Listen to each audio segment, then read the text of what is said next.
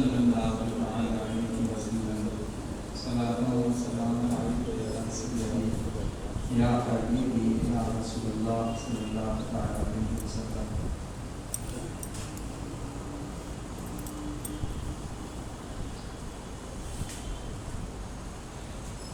اللہ تبارک و تعالیٰ کا فضل و کرم ہے کہ اس نے اپنے مقدس گھر میں جمعے کے مبارک ساعتوں میں حاضری کا موقع عطا فرمایا اور اپنے پیاروں کی عظمت و تقدس پر گفتگو کرنے کا شرف عطا فرمایا اور ہم سب کو ان کی محبت سے نوازا۔ یہ دو مقدس ایام گزرے ہیں اور گزر رہے ہیں، ان میں خاص طور سے تین مقدس اولیاء کرام کی یادوں کا سلسلہ ہر سال جاری ہے۔ میری مراد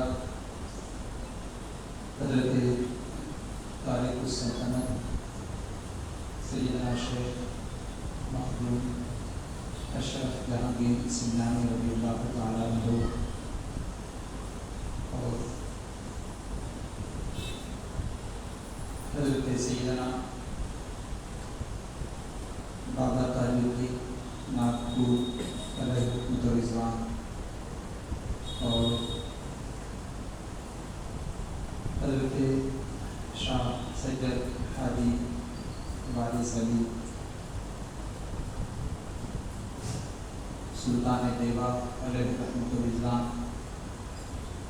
ان تینوں بزرگوں سے مجھے قلبی لگاؤ بچپنے سے رہی ہے۔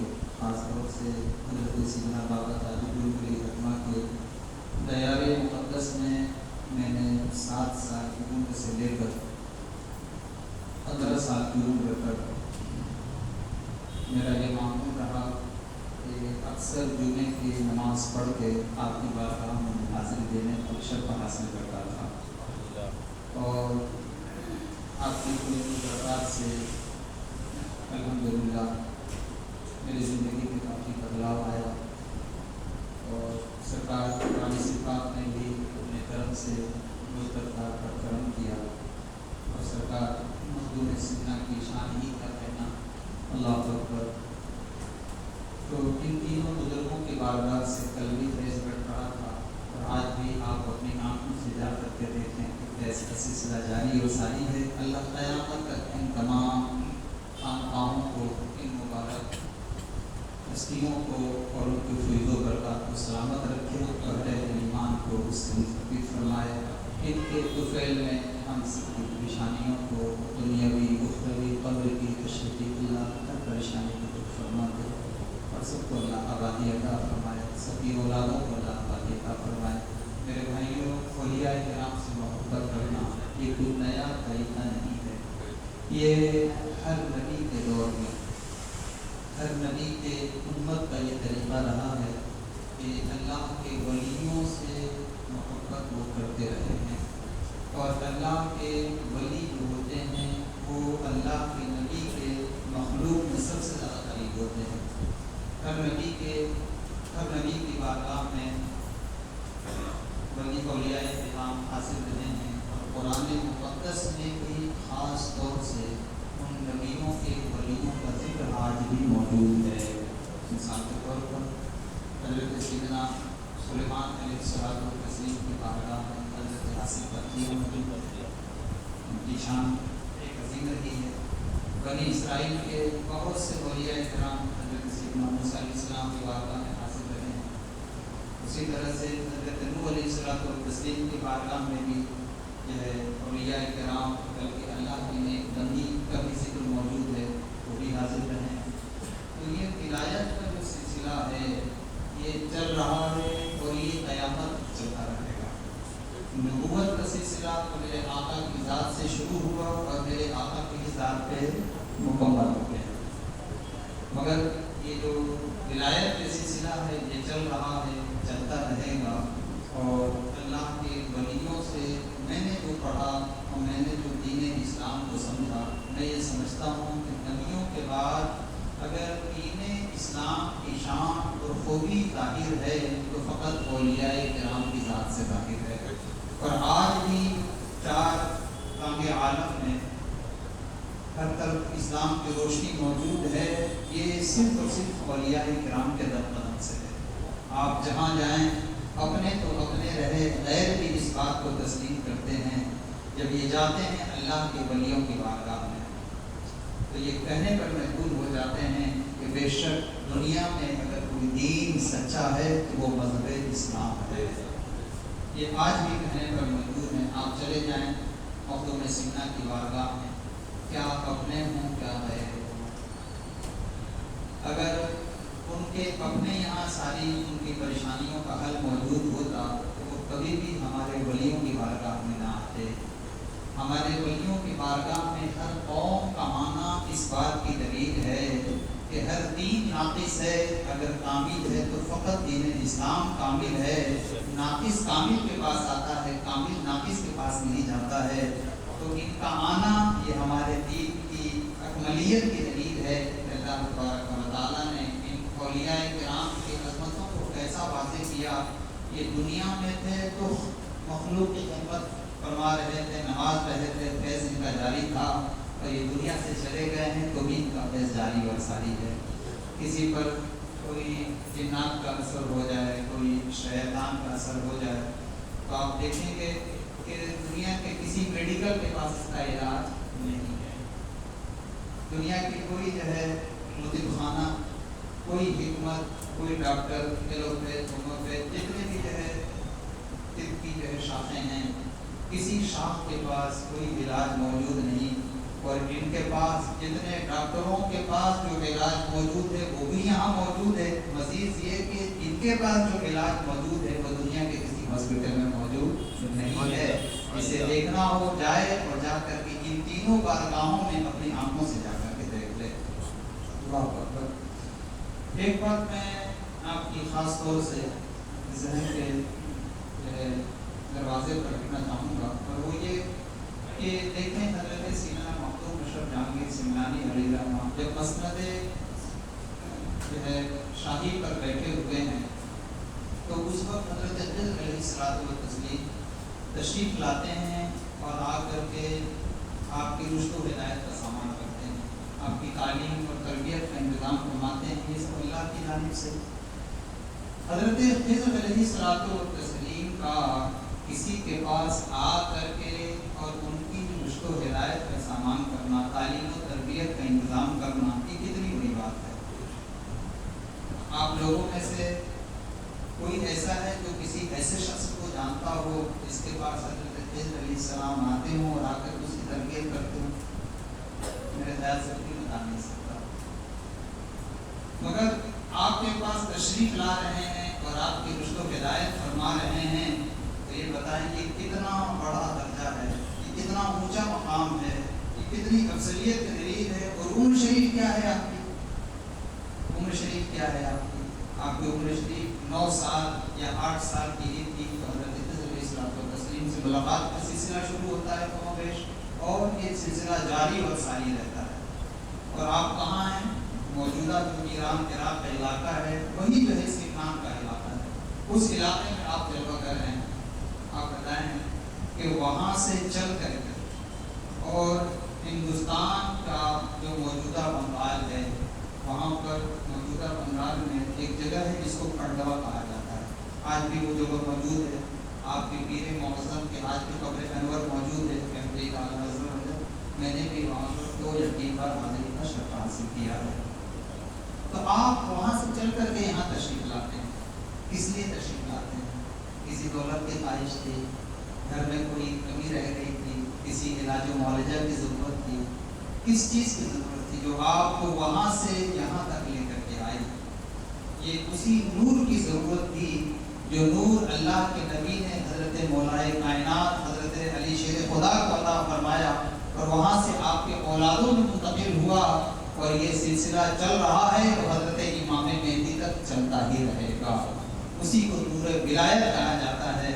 تو آپ بتائیں کہ جب ایک ایسی شخصیت جن کو حضرت خضر علیہ الصلوۃ والتسلیم سے بغیر کسی واسطے کے ملاقات ہو اور بار بار ملاقات ہو، روز روز ملاقات ہو رہی ہو، پھر ان کا یہاں چل کر کے آنا کیا ہم کو اس بات کی تحریک نہیں دیتا ہے کہ اللہ کے نبی نے ارشاد فرمایا فَاطْلُبُوا الْعِلْمَ مِنَ الْمَهْدِ إِلَى اللَّحْدِ، علم حاصل کرو ماں کی گود سے لے کر کے قبر کی گود تک۔ ہمارا مخدوم تو ایسا مخدوم ہے جو ساری زندگی علم رسول اللہ صلی اللہ علیہ وسلم حاصل کرنے کے لیے دنیا میں ہر طرف جو ہے سرگردہ رہا اور اپنے قدم پاک کو بڑھاتا رہا، اور ہمارا حال یہ ہے کہ بس تھوڑی بہت چیزیں ہم حاصل کر لیتے ہیں، ہم سمجھتے ہیں کہ ہم کامل ہو گئے، ہماری تکمیل ہو چکی ہے، اب ہمیں علم دین حاصل کرنے کی کوئی ضرورت نہیں ہے۔ اللہ کے پیارے حبیب علیہ الصلوۃ والتسلیم نے اس امت کو 30,000 ایسے علوم عطا فرمائے جو علماء ظاہر کے پاس ہے، اور 30,000 علوم ایسے عطا فرمائے ہیں جو علماء باطن کے پاس ہے۔ کتنے ہزار علم آپ کو آتے ہیں؟ تو علم حاصل کرنے کے لیے اپنے آپ کو کبھی بھی یہ نہ سوچے کہ میں نے اب حاصل کر لیا، اب بس ہو گیا، بس تو ہمارے یہاں ہے ہی نہیں ہے۔ ہمارے بزرگوں نے زندگی کے آخری سانس تک علم سیکھا بھی ہے اور علم سکھایا بھی ہے، اس لیے اللہ کے ولیوں سے محبت کرنے والوں پر یہ لازم و ضروری ہو جاتا ہے کہ محبت کا تقاضا یہ ہے کہ ہم بھی علم مصطفیٰ صلی اللہ علیہ وسلم زندگی کے آخری سانس تک حاصل کرتے رہیں۔ کریں گے نا انشاءاللہ۔ حضرات مکرم، چونکہ جب اللہ کے ولیوں کی باتیں آتی ہیں تو یہاں پر اصل کے ساتھ ساتھ نقل کا بڑا جو ہے دخل ہو جاتا ہے، اور جو نقل والی باتیں ہیں اس پر ہماری زیادہ توجہ ہوتی ہے۔ موجودہ جو حالات ہیں، ہر شخص پیدرم سلطان خود کا نعرہ لگاتا ہے کہ میرے باپ ایسے تھے، میرے دادا ایسے تھے۔ ڈاکٹر اقبال نے کہا تھے تو وہ آبا تمہارے پر تم کیا ہو، ہاتھ پر ہاتھ دھرے منتظر کرتا ہو۔ ٹھیک ہے وہ تمہارے باپ تھے مگر تم کیا ہو؟ نہ دولت عثمان ہے اور نہ ہی جو ہے حضرت علی مشکل کشا رضی اللہ تعالیٰ عنہ کی صحابت تم میں موجود ہے، تم میں ہے کیا؟ وہ دیکھو صحیح کہ تم میں کیا ہے، تمہارے باپ باپ دادا کیا ہے، اس سے کوئی مطلب نہیں ہے۔ ہم جو ہے انہی باتوں کو لے کر کے فلاں کے پاس فلاں کا جبہ ہے، فلاں کے پاس فلاں بزرگ کا جبہ ہے، فلاں نے فلاں چیز حاصل کیا ہوا ہے، ان کے پاس مولائے کائنات کی تسبیح ہے، ان کے پاس شیر خدا کی تلوار ہے، ان کے پاس حضرت جو ہے فلاں بزرگ کی جو ہے عصا شریف ہے، ان کے پاس ان کی کھڑاؤں شریف ہے۔ یہ ہمارے معاملات و حالات ہیں۔ حضرت سیدنا مخدوم اشرف جہانگیر سمنانی رضی اللہ تعالیٰ عنہ جب حضرت مخدوم علاء الحق پنڈوی کے بارگاہ میں حاضر ہوتے ہیں تو آپ کے پیر نے آپ کو فوراً اجازت بھی عطا فرمائی، سند خلافت بھی عطا فرمائی اور اپنا خرقہ بھی آپ کو عطا فرمائی۔ آپ خرقہ لے کے جب خانقاہ سے چلے تو آپ نے دیکھا کہ ایک بوڑھا شخص ہے، سردی سے تھر تھر تھر تھر کانپ رہا ہے۔ آپ نے وہ جبہ اس شخص کو اڑا دیا تاکہ ٹھنڈی سے اس کو نجات حاصل ہو جائے۔ ہر دور میں رہے ہیں، ادھر سے ادھر لگانے والے لوگوں نے پیر سے جا کر کے کہا کہ حضور آپ کی جبے کی رسول میں لوگوں نے زندگیاں گزار دی اور یہ آئے اور ان کو آپ نے فوراً عطا کر دیا، مگر آپ کی جبے کی عظمت اور آپ کی جبے کی شان اور اس کی اہمیت کیا ہے انہیں کوئی احساس ہی نہیں۔ انہوں نے اٹھا کر کے ایک جو ہے فقیر کو دے دیا، ایک غریب کو دے دیا۔ حضرت مخدوم کو آپ نے بلا کر ارشاد فرمایا کہ ایسا ایسا معاملہ ہے، اس تعلق سے تمہارا کیا کہنا ہے؟ تو آپ نے ارشاد فرمایا حضور مجھے جبے کی حاجت نہیں ہے، مجھے تو جبے والے کی حاجت ہے، مجھے خرقے کی حاجت نہیں ہے، مجھے تو خرقے والے کی حاجت ہے۔ تو آپ اگر مخدوم سمنہ سے محبت کرنے والے ہو تو خرقے کی جانب توجہ مت کرو، خرقے والے کی جانب توجہ کرو۔ یہ تبرک وہ تبرک بے شک اس کا انکار نہیں ہے، اس کا دل سے اقرار ہے۔ بے شک ہم تو اپنے نبی کے نالے پاک کو سر پر لے کر کے یہ کہتے ہیں جو سر پر رکھنے کو مل جائے نالے پاک حضور تو پھر کہیں گے کہ ہاں تاجدار ہم بھی ہیں۔ ہم تو اس مسلک والے ہیں، ہم تو یہ ہمارا دستور ہے، یہ ہمارا خیال ہے، یہ ہمارا موقف ہے، مگر جہاں وہ ہمارا موقف ہے وہاں یہ بھی ہمارا موقف ہونا چاہیے۔ حضرت ان تینوں بزرگوں کے جو ہے احوال آپ اپنے سامنے رکھتے ہیں، مگر جو معاملات خرابیوں تک ہیں ان کی جانب میں آپ کی توجہ دلانا چاہتا ہوں۔ وقت کم ہے، بہت جلدی میں چاہتا ہوں کہ تمام باتوں کو آپ کے سامنے رکھوں۔ حضرت رسالہ قشیریہ جو حضرت سیدنا داتا مقدم بخش علی حریبیری اور قلعہ الجواہر دونوں کتابوں کے حوالے سے یہ بات ہے کہ پیر کے اندر 12 خصوصیات ہونی چاہیے، اور یہ میں نہیں کہہ رہا ہوں، یہ میرے سرکار غوث اعظم کا فرمان عالیشان ہے۔ آج ہر کوئی پیر بنا بیٹھا ہے، بلکہ حال تو یہ ہے کہ پیر زیادہ ہیں، آنے والے دن میں مرید کم ہو جائیں گے۔ جس طرح خلافت کا تسلسل بڑے ہی دھڑلے سے بانٹا جا رہا ہے اور ہر شخص کو مسند جو ہے طریقت عطا کیا جا رہا ہے، بس اللہ اپنے حفظ و امان میں رکھے۔ مگر میرے غوث اعظم جو غوث پاک سے محبت کرنے والا ہو وہ کبھی بھٹک سکتا ہے، وہ اندھیروں میں ٹھوکریں کھائے گا۔ میرے غوث پاک نے ارشاد فرمایا کہ 12 خصوصیات ہو تب وہ مشیخت کے لائق ہے، تب وہ شیخ کہلانے کے لائق ہے۔ میں نے اس سے پہلے قرآن پاک کی آیتوں سے آپ کے سامنے پیش کیا تھا، اور آج میں سرکار غوث پاک کے حوالے سے یہ 12 نشانیاں آپ کے سامنے رکھنا چاہتا ہوں، شاید کہ آپ اپنے ذہن میں ان باتوں کو بٹھا لیں تو کسی ٹھگی کے ٹھگ کا آپ شکار نہ ہوں، اور امت مصطفیٰ کو ہر نقصان سے بچانا مولویوں کا فریضہ ہے۔ ہم سرکار علیہ الصلوۃ والتسلیم کے در کے کتے ہیں، اور کتے کا کام ہوتا ہے بھوک بھوک کر کے اپنے مالک کے لیے کام کرتے رہنا۔ حضرات مکرم، جو سرکار غوث پاک نے فرمایا وہ ارشاد فرمایا کہ ہر شیخ کے اندر 2 صفتیں اللہ والی ہونی چاہیے، 2 صفتیں رسول اللہ والی ہونی چاہیے، 2 صفتیں صدیق اکبر والی، 2 سرکار عثمان غنی والی، 2 حضرت عمر فاروق والی، اور 2 حضرت شیر خدا والی رضوان اللہ تعالی علیہم اجمعین۔ اللہ تبارک و تعالیٰ کی 2 صفتیں ان کے اندر کیا پائی جائیں؟ تو جو پہلی صفت ہے وہ یہ ہے کہ پیر کو ستار بھی ہونا چاہیے، اور دوسری جو صفت ہے کہ پیر کو غفار بھی ہونا چاہیے۔ اللہ ستار ہے اور اللہ غفار ہے، عیبوں کو چھپانے والا، عیبوں کو اللہ ڈھانپ دیتا ہے، اور اللہ تبارک و تعالیٰ خطاؤں کو گناہوں کو معاف فرما دیتا ہے۔ یہ 2 صفتیں پیر کے اندر ہونا چاہیے۔ آپ جس سے بھی مرید ہوں دیکھیں کیا یہ 2 صفتیں اس میں موجود ہیں۔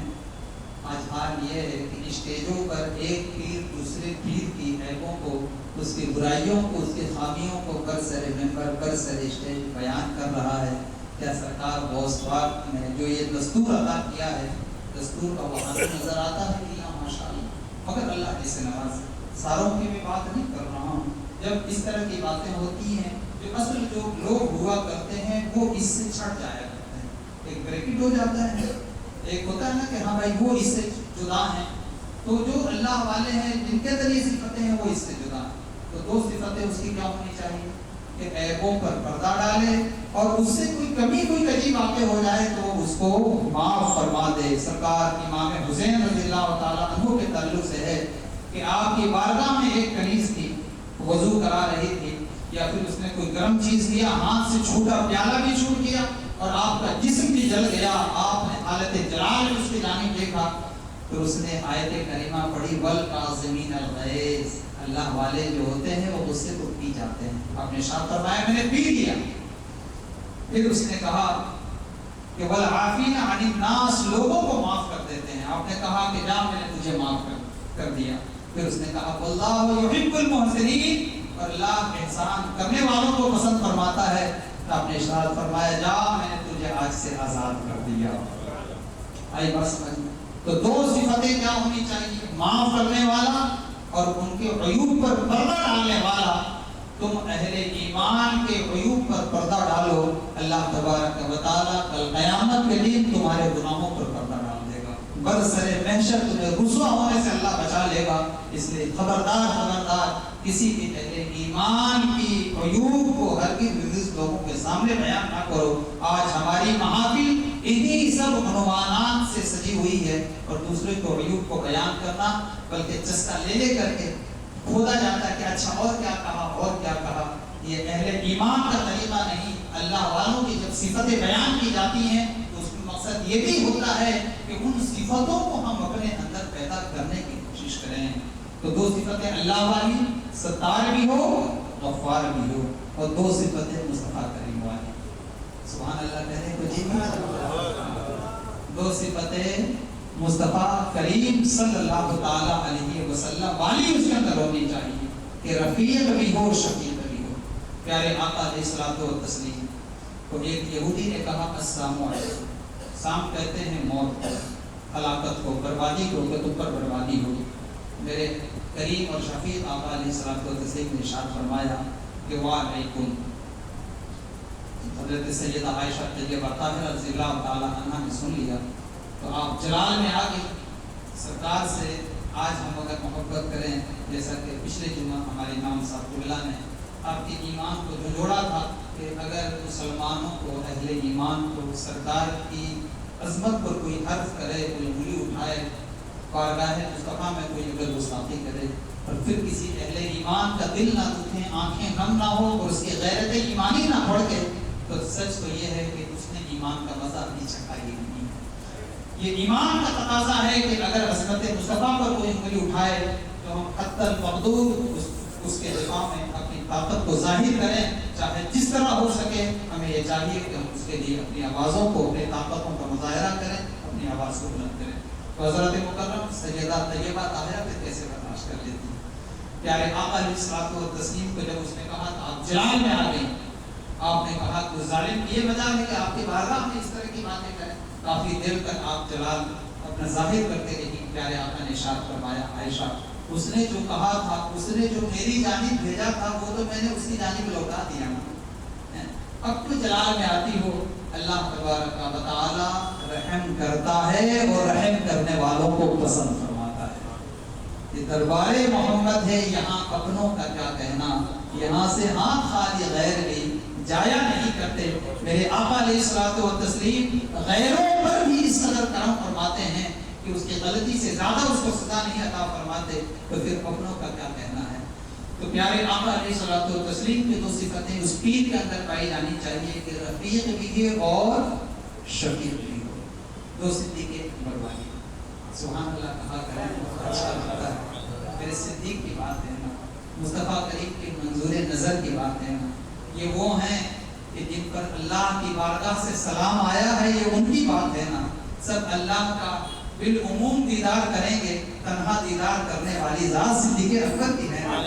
تو سبحان اللہ کہنے کا تو موقع بنتا ہے نا، تو کہیے نا پھر حضرت صدیق اکبر والی جو باتیں ہو، صادق بھی ہو، مصدق بھی ہو، یعنی کہ سچ بولے اور سچ کی تائید بھی کرے، سچ بولے سچ کی تائید بھی کرے۔ اور صدیق اکبر رضی اللہ تعالی عنہ جیسا سچ کی تائید کرنے والا زمین پر کوئی ہوا ہی نہیں ہے امتوں کے اندر، کہ مصطفیٰ کریم علیہ السلام کی عظمت کی تائید وہاں کرتے ہیں جہاں نبی کا سب سے بڑا دشمن ابو جہل نظر آتا ہے۔ یہ میرے صدیق اکبر رضی اللہ تعالی عنہ۔ اور دو صفتیں عمر فاروق والی، دو صفتیں عمر فاروق والی ہو۔ اللہ اکبر۔ اللہ کے نبی کی امت کی شان ہے کہ نیکی کا حکم دیتے ہیں اور برائی سے روکنے والے ہیں۔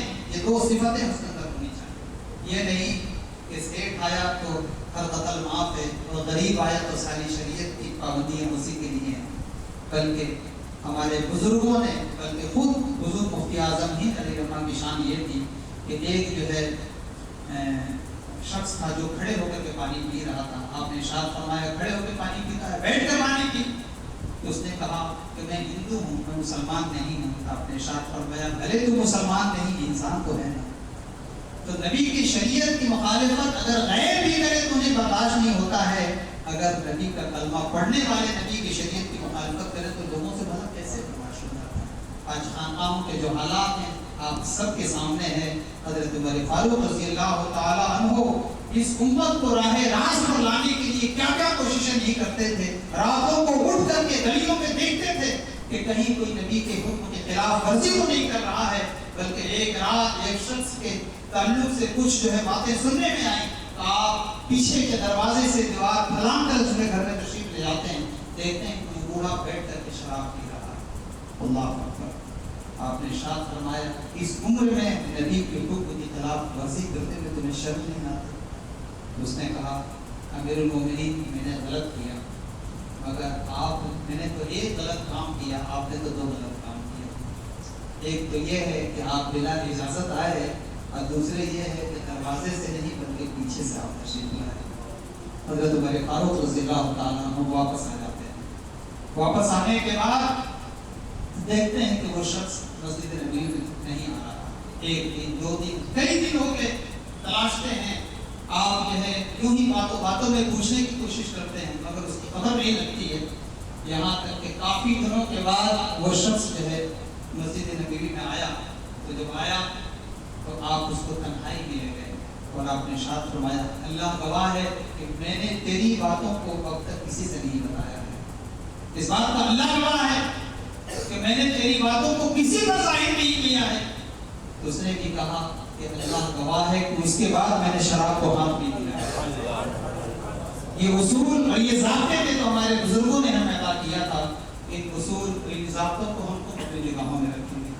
کاش کہ اگر یہ اصول یہ ضابطے ہمارے درمیان ہوتے، ہمارے نگاہوں کے سامنے ہوتے تو آج معاشرے کی جو خرابیاں ہیں کافی حد تک وہ دور ہو چکی ہوتی۔ وقت ہو چکا ہے، مزید باتوں کی گنجائش نہیں، انشاءاللہ پھر کبھی اللہ تبارک و تعالی ہم سب کو اپنے بزرگوں کے احکام پر، ان کے اقوال پر عمل کی توفیق عطا فرمائے۔ سنت پہ کھڑے ہو جائیں۔ السلام علیکم۔